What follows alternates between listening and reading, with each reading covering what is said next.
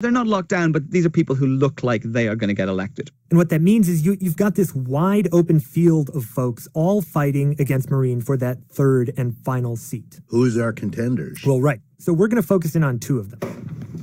Can I just get you to introduce yourself? Of course. Yeah. So I'm Mary Fitzpatrick. First, we've got Mary Fitzpatrick. Yeah. On the spectrum of American politics, do you know where you fall? But you just have two parties. She's pretty liberal, been around Irish politics for a while. Are you interviewing me already? Okay. We're on. And second, Gary Gannon, who's a young community worker. This brash guy with red stubble on his face. Quite interesting, quite authentic. And he's sort of an interesting one to watch. Because he's representing this brand new political party. A plucky upstart. I think that's what they call it in the West Wing. I remember that, yeah. Well, and did you have a slogan or anything? Like, yes, no, I had an amazing slogan. It was very simple. And it was just the one word, if. I stole it completely from an old fable about when the Macedonian army was marching on Sparta. And they sent Sparta a message saying that if we win, we will burn Sparta to the ground, we will enslave your women and kill your children. And Sparta sent back a one-word message just saying, if. Like I said, brash.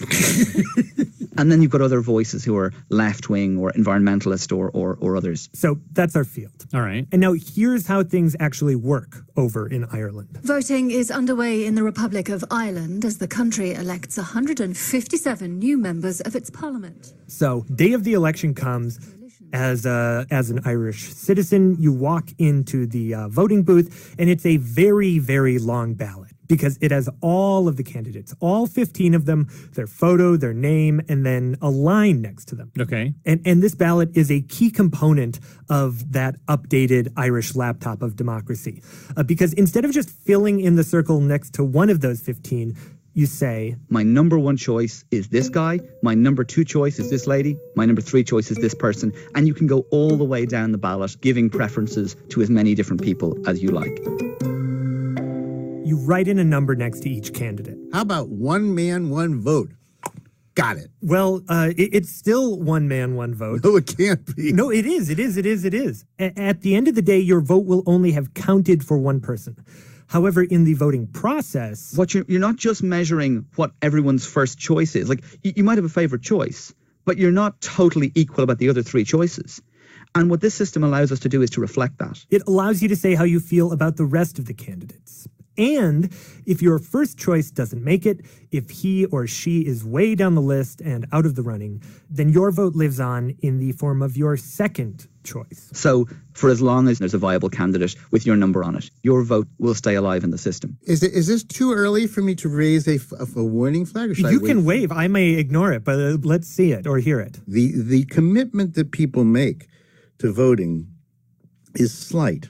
Most of us are into lunch, sports, work, and then maybe on the day of a vote, they have their best friend, so you got to vote for Sally. Like they know one, they're not even going to know seven. Yeah. So the first smell of this is it would take us more time than we want, and we might walk away from this exercise because we don't feel prepared.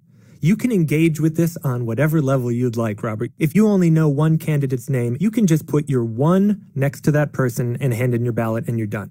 Or let's say there's a candidate on there you really, really don't like. You can leave them off the ballot entirely. You're ranking your preferences. It's very simple. Fairly good answer. Okay, so let me walk you through how this plays out. So polls close at 10 p.m. on Friday, February 26th. And then all hell broke loose. General election 2016 on RTE Radio 1 with Rachel English and Sean O'Rourke. The real action begins. It's going to be a day of drama, shocks and surprises. So what happens is we vote on the Friday, and on Saturday morning the votes actually get counted. So for Dublin Central gets counted in one central location, which is the RDS. Let's go first to Ireland's largest count centre, the RDS. The Royal Dublin Society. Sean, thank you very much. Welcome indeed to the RDS where we're this barn-like building with big vaulted ceilings. Big hall, huge amount of noise. Firstly, welcome to the count centre here in the show. Okay, well, I didn't realise we were going to go through the post-traumatic trauma of the whole thing. I've kind of blacked it out. No, I'm joking. Actually, it was lovely. The doors open at 9 o'clock and I arrived. Elizabeth Throng arriving. This is Mel. Mel Mokibun. He's a campaign worker for our endangered incumbent, Maureen. Maureen O'Sullivan. And on the morning of the count, as he pushed his way through these heavy wooden doors, what he would have seen was this cavernous hall filled with people milling about. Everybody's got clipboards. There's people with tons of sandwiches made. And tea and coffee in abundance, and everybody's really excited. And so, shortly after 9 o'clock, all the boxes come in. These giant metal boxes of ballots. So the boxes are opened. Literally, they're lifted up, and there is a cascade and a spilling of all this paper. Because it's all done by paper voting. Wait, what? Yeah. We tried electronic voting in this country and we didn't like it because it was very fast. And I think we realized that the drama of an election and also the ritual of democracy gets everybody engaged and gets people watching. It's like watching a big sports game. You don't want it to be over in 5 minutes. They're off.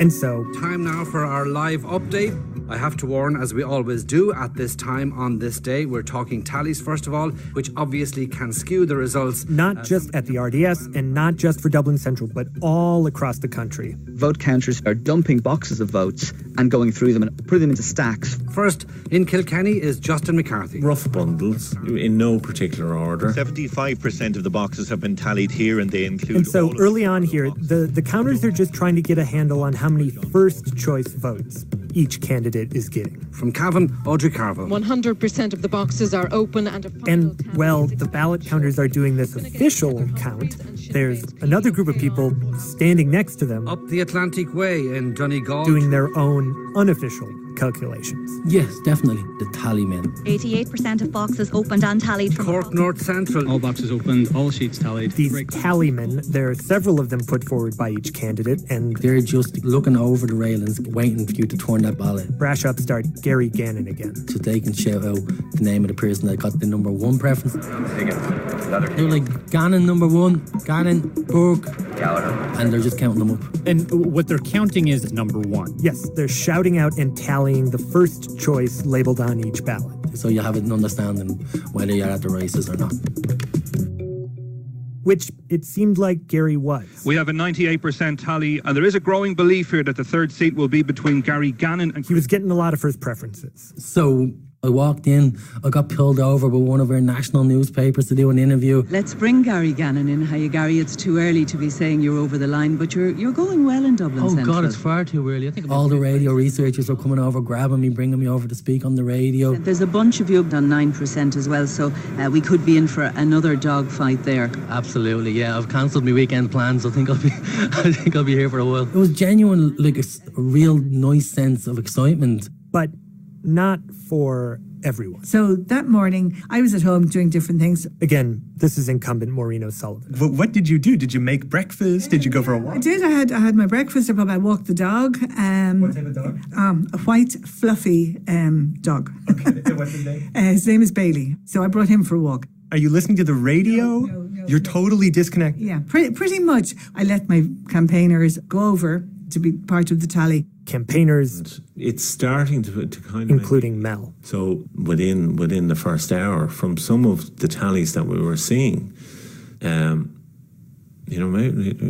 Maureen isn't picking up enough votes. I was saying, I hope this is not going to be an early day where there's no need for you to hang around because nobody's in the race any longer. And then I think I was driving when I got the first call from my campaigners over in the count saying it's not looking good. Was elected. Let's go back now to the busiest count centre of them all, to Mary Wilson in the RDS. Rachel, thank you very much. A first count imminent, we believe, here in Dublin Central. Meanwhile, the counters take all those ballots, now officially sorted by first preference, and they pick up the stack for each candidate on the table and walk that stack back to this wooden shelving unit. Again, Mary Fitzpatrick. Behind the tables, at a little bit of a distance in the centre. This giant sort of cubby. Pigeonholes. Just like light, flimsy wooden boxes. And this is the sacred shrine of Irish democracy on this day. The cubby. Absolutely. Because because when they've counted all of the first preference votes, they placed them all in their respective cubbies. There's a hush in that part of the arena. And the returning officer stands up on a stage with a microphone and goes, "Following is the result of count 1. Here is the first count for the constituency of Dublin Central. 68. 6. And they read out every candidate, how many number 1 votes did they get. 2021. 2-0. And first off the bat, at the end of the first count, first and second are pretty much locked down with the 2 people everybody expected to win. But then in third place, unexpectedly, is Mary Fitzpatrick. Yeah, I mean, I was very pleased to be in third position on the first count. Now, with our system of voting, at this point, you're done. The election's over. The 2 front-runner candidates would have each won a seat, and then Mary Fitzpatrick would have won a seat. Gary and Maureen, they'd be out. Done. But in Ireland, not so. In Ireland, they're just getting started. So back to the race. And remember, at this moment, Mary Fitzpatrick is in third, Gary is in fifth, and in seventh. At that stage, I was listening to the radio and I knew what they were saying about Dublin Central. Is incumbent Maureen O'Sullivan. And okay. What were they saying? That 3%. It appears almost certain that Joe Costello and Maureen O'Sullivan are set to lose out. Myself and Joe Costello, you're out. I had Why? Because of the numbers. I think the feeling was I was too far down that first preference to come back up. But I've been looking at the early results coming in from around the country. But like I said, it's not over yet. So the way the vote progresses is the sheriff or the presiding officer starts to eliminate candidates. The first elimination is the bottom 3 candidates. Those candidacies are gone and in the bin. Since Gary's in fifth and Maureen's in seventh, they're safe for now. But the bottom 3 candidates, they're gone. Why 3? Because they are so far out that mathematically they could never come back. Between the 3 of them, they've only got like 150 votes. So we get rid of all 3 of them. And redistribute those ballots. So if you voted for those people, they just go, okay, who did you vote for as your second choice? And the point is, your vote is still live and is still part of this election. And so those 150 votes, those 150 ballots, they begin to do this sort of ballet. The ballots are all in these pigeonholes. Everything is visible. The vote counters walk back to that shrine, to that cubby. Yeah. And pull the ballots from the cubby hole for those 3 candidates. Then march these ballots back to the front table. And sort them then into bundles of second preference on the ballot. So now you've got stacks for every candidate that was listed as a second choice. And we distribute them. They take them back to the cubby where they are then added to the remaining candidates' first preferences. And that becomes the second count. Okay. Okay, so what they want is everybody who voted, to the degree that it is possible, should maybe be participating in electing somebody to the legislature. Exactly. All right. So, excuse me, what time is it now? We're probably middle of the afternoon at this point. And when do we start? We started at 9 a.m. Okay. Point taken. People are having a good time. No. What do you mean? I am now watching this program for 5 hours. That's a long time. I will challenge your statement that just because a competition unfolds slowly, that it is without drama or suspense. All right. I'm sorry that we're making this so hard for you. That's fine. But you are not making it easy for us. Anyway, back to the scene. Dublin Central is reduced to 3 seats. So I'm looking at this going, okay, Mary Fitzpatrick, our candidate in third after the first count, has 2,500 votes. Gary Gannon, currently in fifth. He's only 200 votes behind her. And my instinct is he's going to be more transfer friendly. He's going to get more second choice votes than her. I think he could overtake her. And I start watching where the transfers are going. And I start to be proven right. Gary Gannon of the Social Democrats did very well on transfers. So count 2, Gary Gannon is getting 20 votes and Mary Fitzpatrick's only getting 2. Count 3. The whole process repeats, knock somebody out, do the ballot ballet, redistribute those transfers. Gary Gannon picks up 60 votes and Mary Fitzpatrick only picks up 7. So he's gaining on her already. They're talking about me. They're asking, who is this guy? Where does he come from? All of these things. And then I was getting a phone call. Mary's stock is falling while Gary's Mary's stock is staying static. You know, we were struggling for transfers. That was the issue. She's not going up much and the others are gaining on her. So, yeah, it's painful. It's not pleasant. And bear in mind, you've still got other people picking up votes there. We're seeing little pickups for Maureen. Maureen picked up 49. But not a lot. We're moving ahead slowly. Okay, we have a Dublin Central count coming in. Count 4. Again, eliminate the bottom candidate, redistribute those votes. This time around, really not much changes. Then count 5. The next person going out has got 800 votes. 31 of them go to Mary Fitzpatrick, but also 190 of them go to Gary Gannon. Gary Gannon has surprised a lot of people in his ability to pick up transfers from... And Gary Gannon has just jumped into 4th place. We've got quite a fight now in our hands. The standings as they are. So the places are Mary Fitzpatrick in 3rd place. She's just barely holding on. In 4th, hot on her heels, is Gary Gannon. And then way at the back of the pack, still in 7th, is incumbent Maureen O'Sullivan. That's the state of play at count 5. Count number 6. Oh, here we go. Continuing coverage. Michael Gallagher is here. Hello, we're back. This is where two big things happen. Everybody's having their own conversations, obviously. One, Mary Lou MacDonald of Sinn Féin in Dublin. Mary Lou MacDonald of Sinn Féin, one of the front runners expected to take a seat, gets over the line. And also, I'm walking around just hugging people. Gary Gannon now jumps into 3rd place. It was invigorating. Pushing Mary Fitzpatrick out of a winning spot. Like that, it was on the transfers I got caught. And that's it. She never recaptured it. So the woman who under our system would have won off the bat, she lost out. That is it. You know?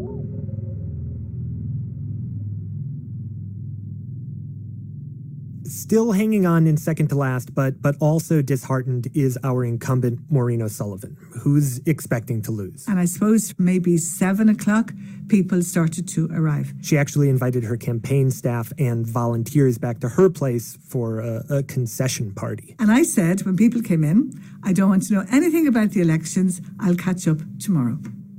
Unknown to me, because I was busy with the tea and the drinks and the food, some of them in the House were still in contact with those over in the RDS. To the Dublin Central constituency and to our reporter, Damien O'Mara. Damien, you have a development to report. One of those guys still over in the RDS was Mel. I did have a sense, looking at the numbers and saying, well, okay, but if, and, then, maybe, there's a chance.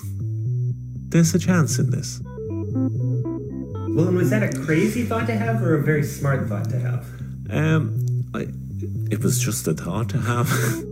Because despite the fact that all day the media had been saying that Maureen was out, Maureen O'Sullivan set to lose out. Outgoing TD Maureen O'Sullivan. Maureen O'Sullivan might be eliminated. At count 7, something starts to happen. 3 furlongs to go. Coming around the bend, Gary Gannon looks like he's in pole position, but all of a sudden we weren't reallocating people's second preferences or their third preferences. We'd got to the stage where we were reallocating people's 4th, 5th and 6th preferences. Because keep in mind, most people's votes are still sloshing around the system. And at this point, not only has their top choice been knocked out, but their 2nd and 3rd as well. So their vote is now being cast for their 4th, 5th, or 6th place choice. And a lot of those, they start going to Maureen. She's known people for years, been elected twice previous to that.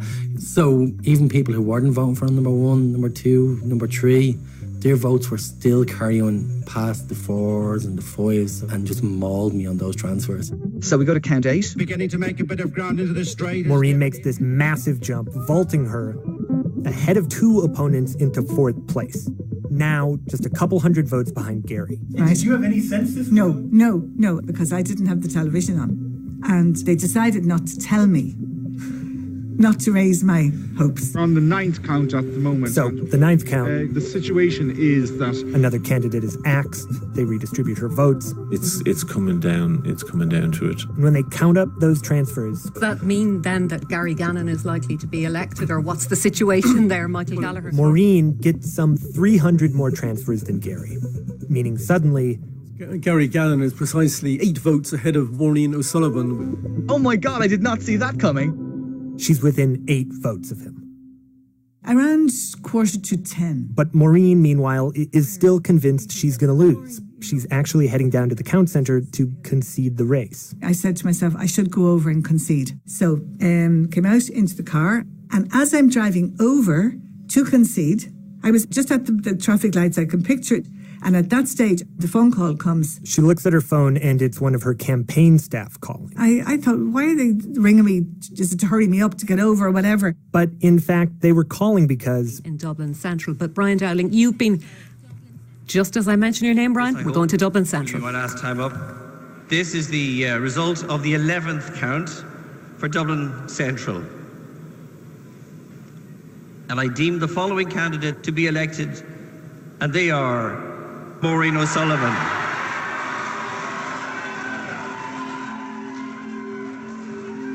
In her car, Maureen did eventually pick up. And then it was, where are you? You're about to be elected. You're going to be elected. She put down the phone, drove to the count centre, and when she arrived... Great applause, great hugs, great kisses. So it was just a lovely explosion of feeling, warm feelings towards me from everybody. Maureen O'Sullivan, congratulations. Thank you very much. You're a very relieved woman. I'm a stunned woman. I was at home reconciled to a new life outside of politics, and then suddenly I'm back in the frame. We had thought that we were too far behind to... So I just said, look, I know what Lazarus felt like. It was that kind of moment. Well, so is this a story of multi-seat proportional representation by single transferable vote working out exactly as it's meant to, or is this sort of a perversion of the system? No, it absolutely is. It worked that day. Worked out exactly as single transferable votes was meant to do. One last time, the gracious Gary Gannon. Everybody got their say, and everybody got their vote. And don't get me wrong when I say, like, it did hurt, but I mean, I was 28, 29 then. Like, there was a huge sense of, like, we'll show you, like, we'll be back. So, single transferable vote on that day worked against me, but, you know, I think it worked out perfectly. Perfectly. I mean, let me just see if I get this right. There's this woman, Maureen, who hardly anybody loves. She scores almost no votes as the favorite. She's just everybody's, a fourth, fifth, sixth, I'll choose Maureen. And yet, because the votes keep getting shuffled and shuffled and shuffled, it's Miss Meh who becomes the winner. Like, she's chosen because a lot of people don't hate her. Yeah, well, so here's what it makes me think of, right? And I had this moment where I was just imagining if we had been using this at various crucial moments in our very recent history, things could have gone an entirely different way.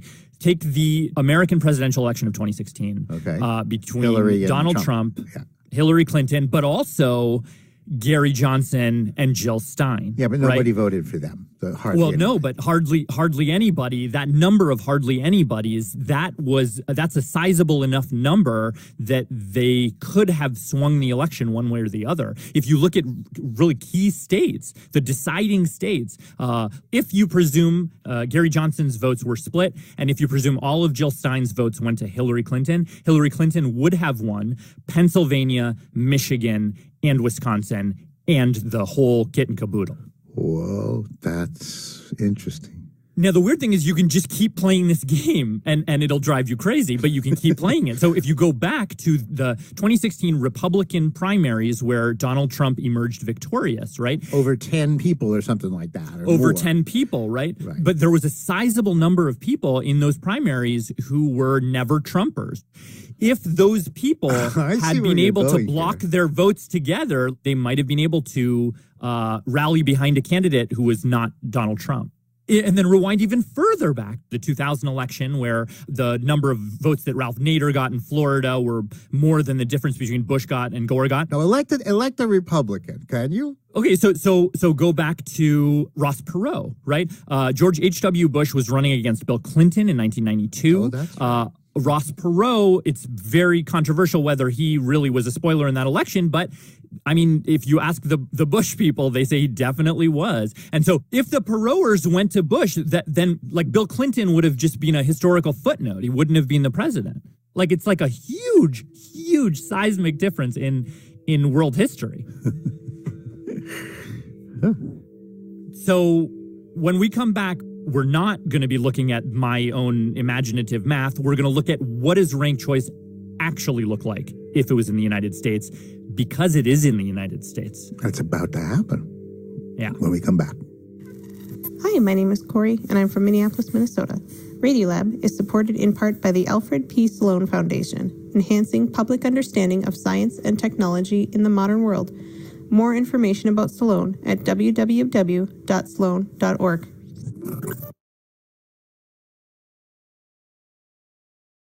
Welcome back. I'm Robert Krulwich. I'm Latif Nasser, and this is Radiolab. And we're trying to fix democracy in this hour in little bits and pieces. Yeah. So let me just back up for a second, because we have been talking about this and thinking about this around the office for a little while.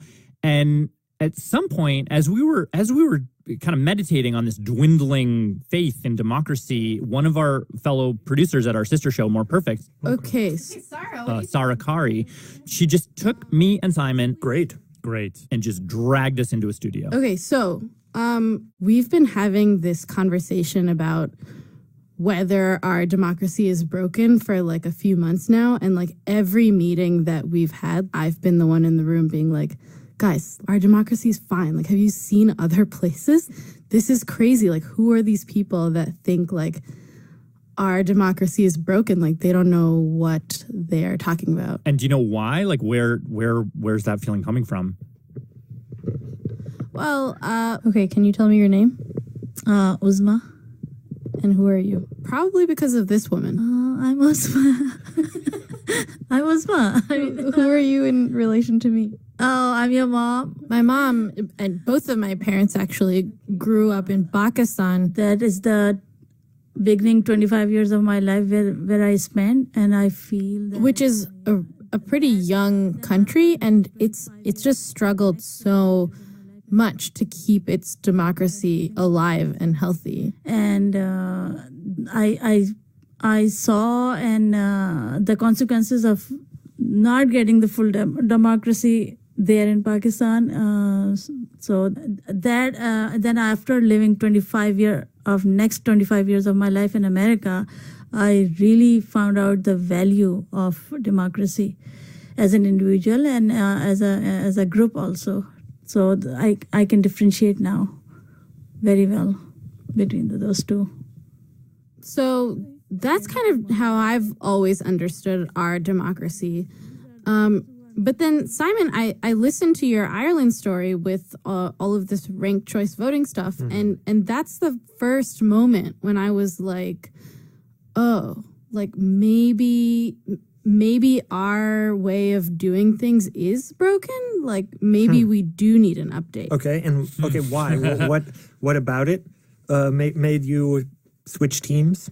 Because it made me suddenly aware of the fact that in our system, candidates don't actually need a majority of the votes to win. Right. So you have candidates who then make that calculation where they say, I only really have to win the votes of people who are in my base. And if my base is bigger than everybody else's base, then like screw everyone else. Yeah. It seems like in a democracy, most people should vote for the person who wins, not just that the person who wins is going to have the biggest base, Totally. like a bigger base than everybody else. Like it should be that most people are in some way, in some preference, supporting the person who comes to power. Yeah, exactly. And it's funny, like when I heard about ranked choice voting, I was like, oh, like this system is so cool because I feel like it addresses that exact problem.